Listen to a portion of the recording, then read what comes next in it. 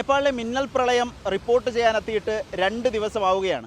ഞാനും ക്യാമറമാൻ അതുൽ ചന്ദ്രനും 2 ദിവസമായി നേപ്പാളിൻ്റെ വിവിധ ഭാഗങ്ങളിൽ എത്തി കാഴ്ചകൾ കണ്ടു.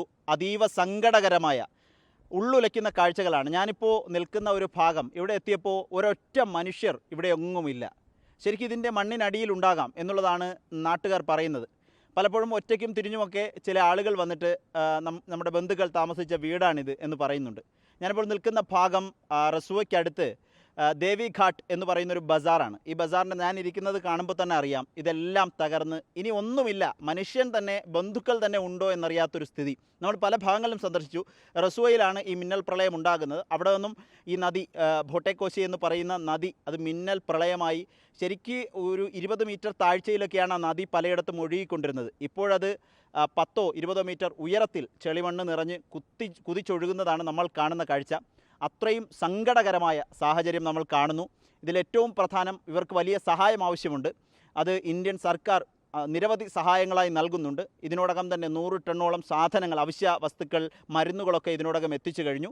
നേപ്പാൾ എന്ന് പറഞ്ഞാൽ നമുക്കറിയാം, ഒരു ഇന്ത്യൻ സംസ്ഥാനത്തിൻ്റെ അത്രയോ അതിൽ ചെറുതോ ആയ ഒരു രാജ്യമാണ്.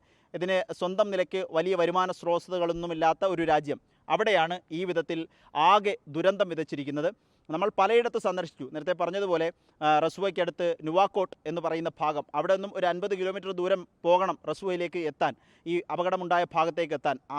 അവിടെ നിന്ന് 60 കിലോമീറ്റർ വെള്ളം കുതിച്ചൊഴുകി വന്ന് നുവാക്കോട്ട് എന്ന് പറയുന്ന അവിടുത്തെ ബസാർ മുഴുവൻ, അവിടുത്തെ അങ്ങാടി മുഴുവൻ പൂർണ്ണമായി വാഷ് ഔട്ട് ആയിരിക്കുകയാണ്. നിരവധി ആളുകളെ ഇപ്പോൾ നേപ്പാൾ സർക്കാർ പറയുന്നത് 1000-1500 എന്നൊക്കെയാണ്. പക്ഷേ അല്ല, 10,000-കണക്കിന് ആളുകളെ കാണാതായിട്ടുണ്ട് എന്നുള്ളതാണ് പ്രാദേശികമായി പറയുന്നത്. കണക്കെടുത്ത് വരുമ്പോഴും ബന്ധുക്കളോട് വിവരം തേടുമ്പോഴൊക്കെ ആ വിധത്തിൽ എണ്ണം ഉയരുമെന്ന കാര്യത്തിൽ ഒരു സംശയവും വേണ്ട.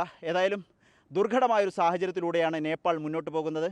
നമുക്ക് ശരിക്ക് പലപ്പോഴും മനസ്സിന്, നമ്മൾ ഉറക്കെ ശബ്ദത്തോടെ ഈ വാർത്ത റിപ്പോർട്ട് ചെയ്യുന്നുണ്ടെങ്കിലും മനസ്സിൽ ആകെ സങ്കടമുണർത്തുന്ന, ഉള്ളു പിടയ്ക്കുന്ന ദൃശ്യങ്ങളാണ്. ഒരുപക്ഷേ വയനാടൊക്കെ നമ്മൾ കണ്ട, മുണ്ടക്കൈയിൽ കണ്ടതിൻ്റെ 10-20 അതിൽ കൂടുതലോ മടങ്ങ് വ്യാപ്തിയും ആഘാതവും നേപ്പാളിലെ ഈ മിന്നൽ പ്രളയത്തിനുണ്ട് എന്ന് നമ്മൾ തിരിച്ചറിയുന്നു. വലിയ ബുദ്ധിമുട്ടിലൂടെ നേപ്പാൾ ജനത പോകുന്നത് കാര്യങ്ങൾ ലോകത്തെ അറിയിക്കുന്നു. ഇവർക്ക് ഒരുപാട് സഹായം ആവശ്യമുണ്ട് എന്ന് നമ്മൾ പറയുന്നു. ഏതായാലും ഞാനിപ്പോൾ നിൽക്കുന്ന ദേവിഘാട്ട് എന്ന ഭാഗം, അത് വേണമെങ്കിൽ അല്പം വലതുഭാഗത്തേക്കൊക്കെ ഒന്ന് കാണിച്ചു കൊടുത്താൽ മനസ്സിലാകും. ഇടതുഭാഗത്തും കാണാം. ഇവിടെയുള്ള ഈ ദൃശ്യങ്ങളൊക്കെ കാണുമ്പോൾ മനസ്സിലാവും.